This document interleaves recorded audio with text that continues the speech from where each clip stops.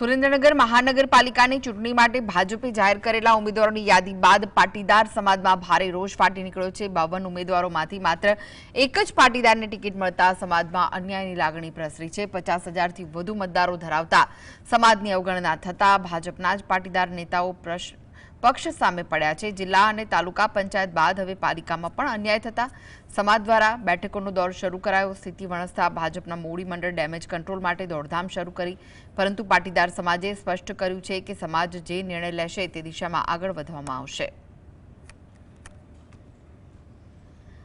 મારું નામ છે ઝાલાવાડ લેવા પાટીદાર સમાજના ચેરમેન તરીકે ભારતીય જનતા પાર્ટીના હોદ્દેદારોને નમ્ર વિનંતી કરું છું। સમાજનો જે અવાજ છે એ ખૂબ રોષ ભરેલો છે, કારણ કે ગઈ જિલ્લા પંચાયતની અંદર 50,000ના મતદારો હોવા છતાં જિલ્લામાં એક પણ ટિકિટ નહોતી આપી। અંદર ખૂબ રોષ છે।